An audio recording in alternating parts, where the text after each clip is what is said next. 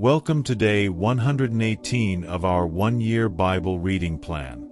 Today, we begin the book of 2 Samuel, seeing David mourn Saul and Jonathan's death, and his rise as king over Judah.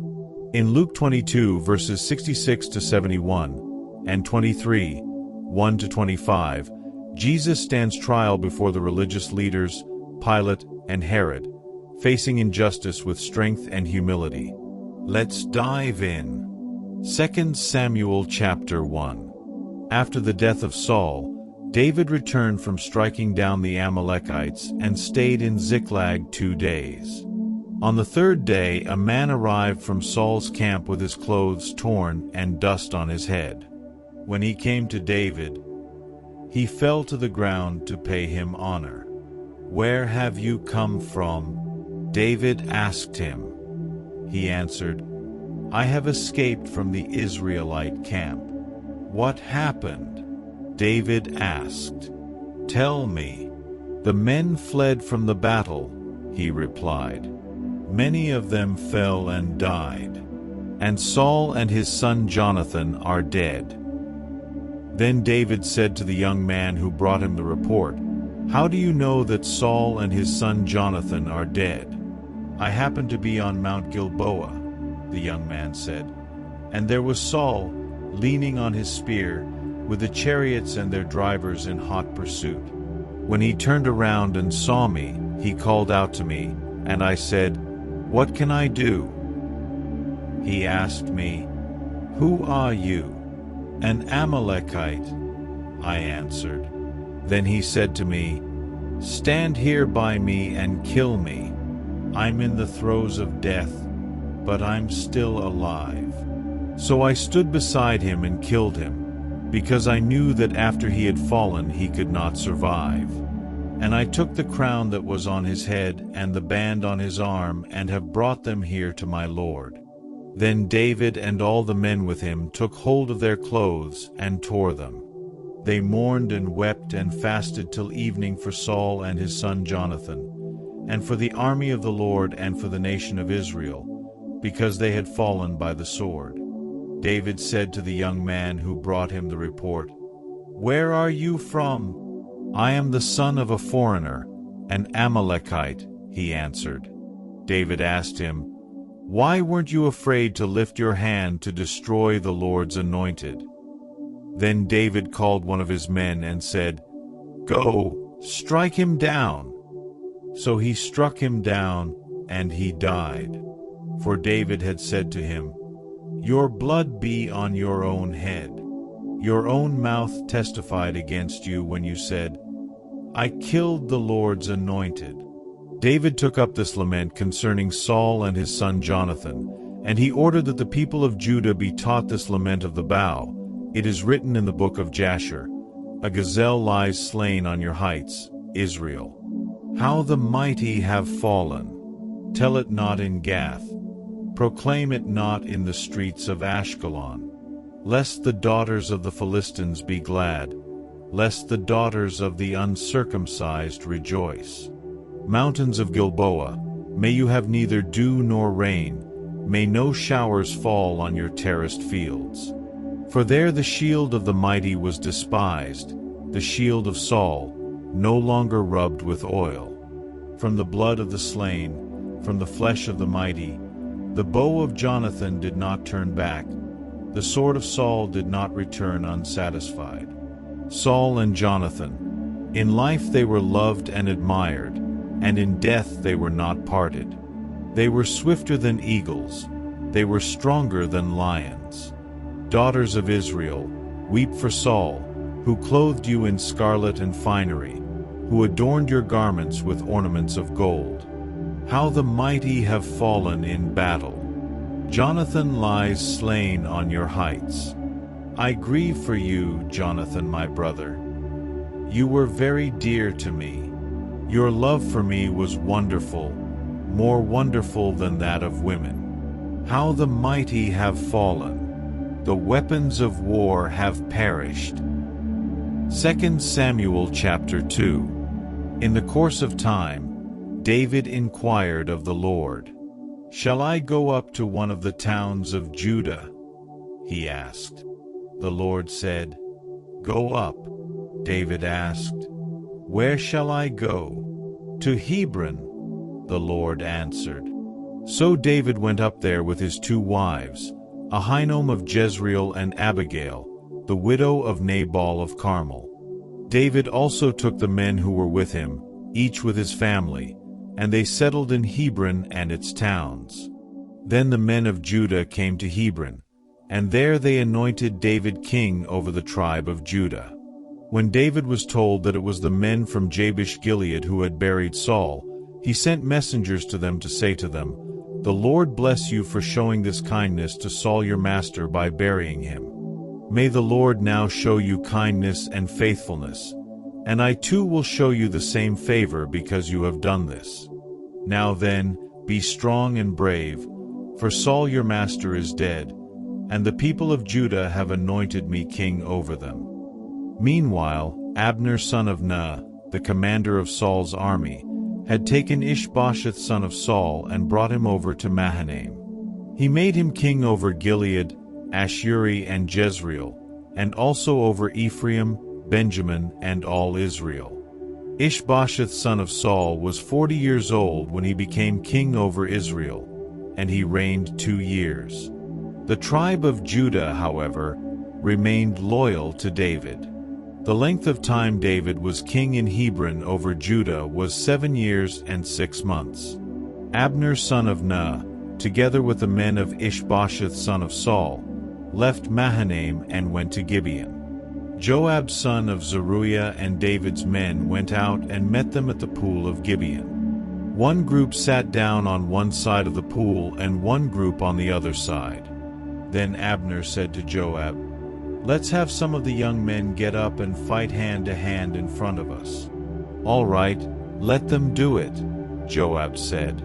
So they stood up and were counted off, 12 men for Benjamin and Ishbosheth son of Saul, and 12 for David.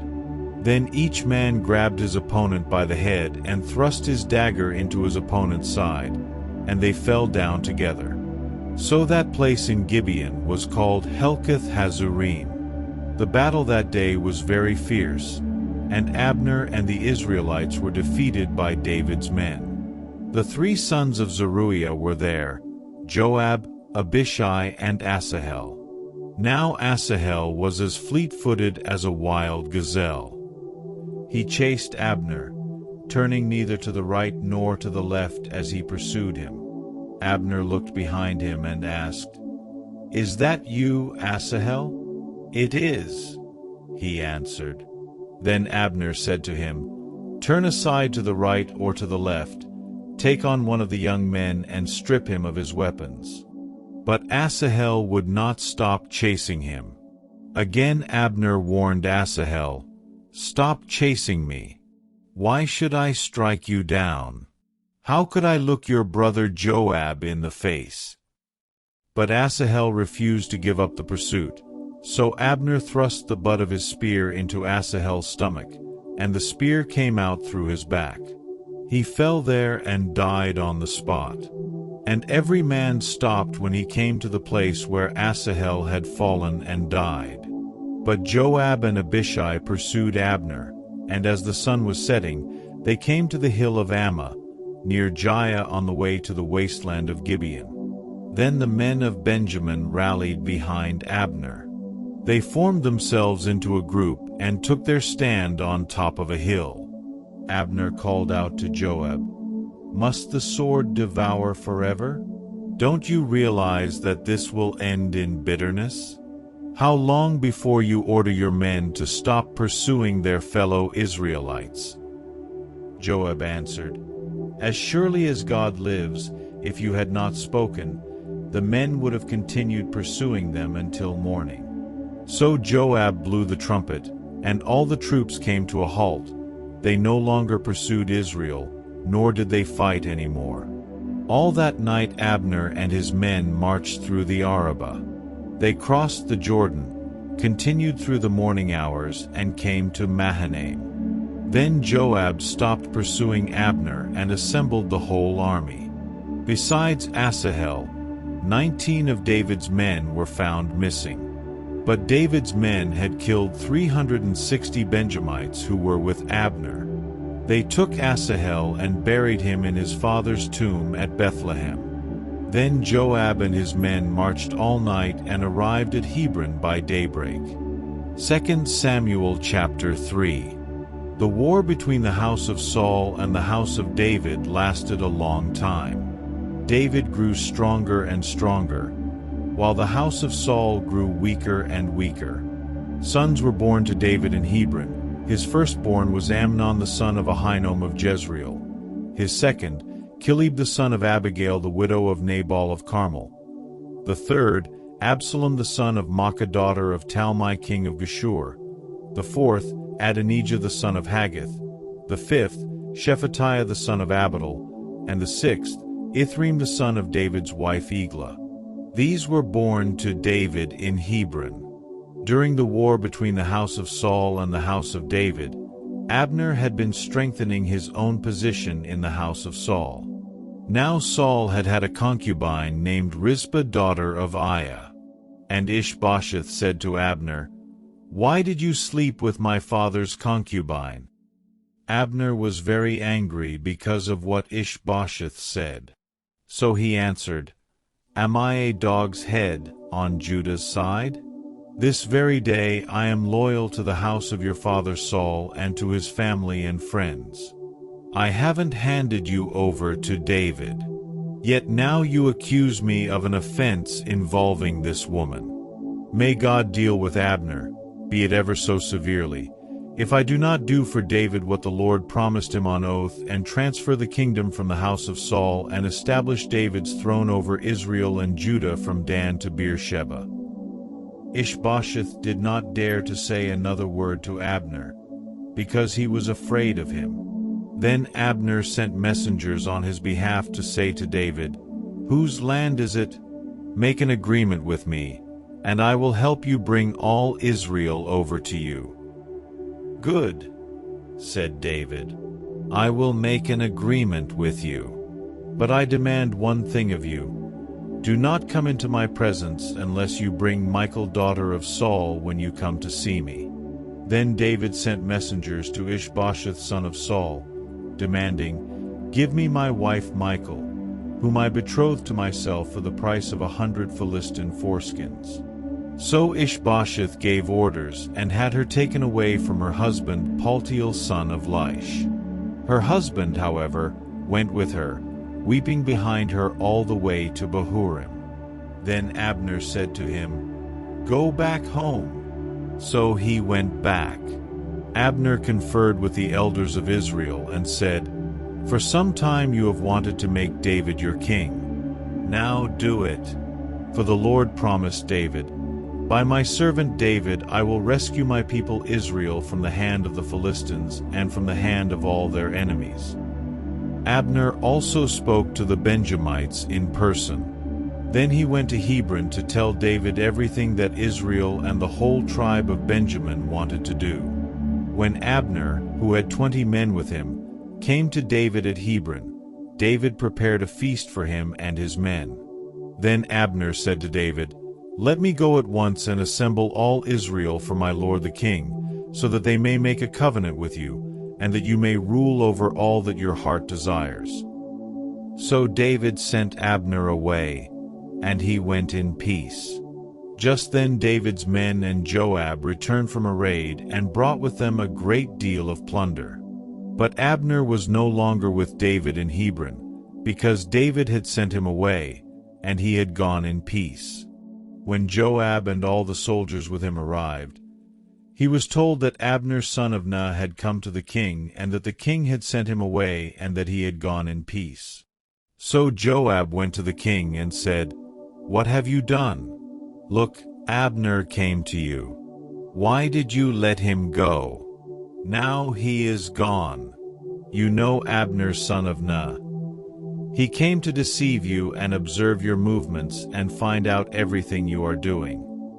Joab then left David and sent messengers after Abner, and they brought him back from the cistern at Sirah.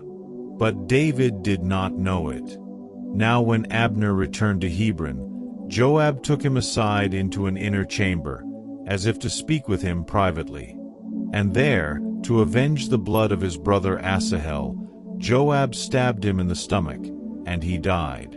Later, when David heard about this, he said, I and my kingdom are forever innocent before the Lord concerning the blood of Abner son of Ner.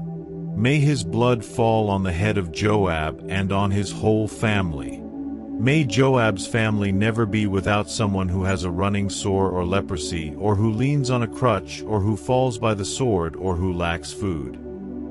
Joab and his brother Abishai murdered Abner because he had killed their brother Asahel in the battle at Gibeon. Then David said to Joab and all the people with him, Tear your clothes and put on sackcloth and walk in mourning in front of Abner.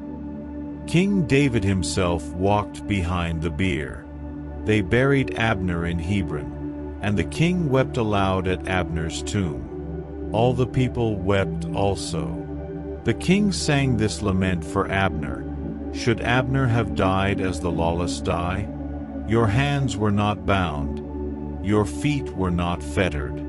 You fell as one falls before the wicked.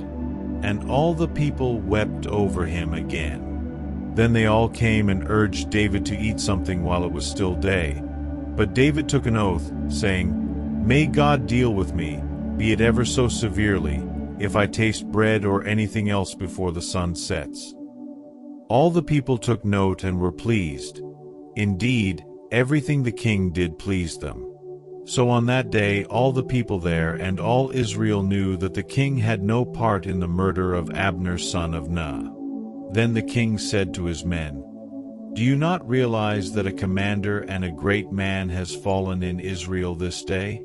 And today, though I am the anointed king, I am weak, and these sons of Zeruiah are too strong for me. May the Lord repay the evildoer according to his evil deeds. Luke chapter 22, 66-71, 23, 1-25. At daybreak the council of the elders of the people, both the chief priests and the teachers of the law, met together, and Jesus was led before them. If you are the Messiah, they said, tell us. Jesus answered, If I tell you, you will not believe me, and if I asked you, you would not answer. But from now on, the Son of Man will be seated at the right hand of the mighty God. They all asked, Are you then the Son of God? He replied, You say that I am. Then they said, Why do we need any more testimony? We have heard it from his own lips. Then the whole assembly rose and led him off to Pilate. And they began to accuse him, saying, We have found this man subverting our nation. He opposes payment of taxes to Caesar and claims to be Messiah, a king. So Pilate asked Jesus, Are you the king of the Jews? You have said so, Jesus replied. Then Pilate announced to the chief priests and the crowd, I find no basis for a charge against this man. But they insisted, He stirs up the people all over Judea by his teaching. He started in Galilee and has come all the way here. On hearing this, Pilate asked if the man was a Galilean. When he learned that Jesus was under Herod's jurisdiction, he sent him to Herod, who was also in Jerusalem at that time. When Herod saw Jesus, he was greatly pleased, because for a long time he had been wanting to see him. From what he had heard about him, he hoped to see him perform a sign of some sort. He plied him with many questions, but Jesus gave him no answer. The chief priests and the teachers of the law were standing there, vehemently accusing him. Then Herod and his soldiers ridiculed and mocked him. Dressing him in an elegant robe, they sent him back to Pilate. That day, Herod and Pilate became friends. Before this they had been enemies. Pilate called together the chief priests, the rulers and the people, and said to them, You brought me this man as one who was inciting the people to rebellion. I have examined him in your presence and have found no basis for your charges against him. Neither has Herod, for he sent him back to us. As you can see, he has done nothing to deserve death. Therefore, I will punish him and then release him." But the whole crowd shouted, "Away with this man! Release Barabbas to us!" Barabbas had been thrown into prison for an insurrection in the city and for murder. Wanting to release Jesus, Pilate appealed to them again, but they kept shouting, "Crucify him! Crucify him!" For the third time he spoke to them, "Why? What crime has this man committed? I have found in him no grounds for the death penalty. Therefore I will have him punished and then release him." But with loud shouts they insistently demanded that he be crucified, and their shouts prevailed. So Pilate decided to grant their demand. He released the man who had been thrown into prison for insurrection and murder, the one they asked for, and surrendered Jesus to their will. Thank you for joining today's Bible reading. As David steps into leadership and Jesus faces unjust trials, we're reminded that God's plans are unstoppable. Stay faithful, and see you tomorrow.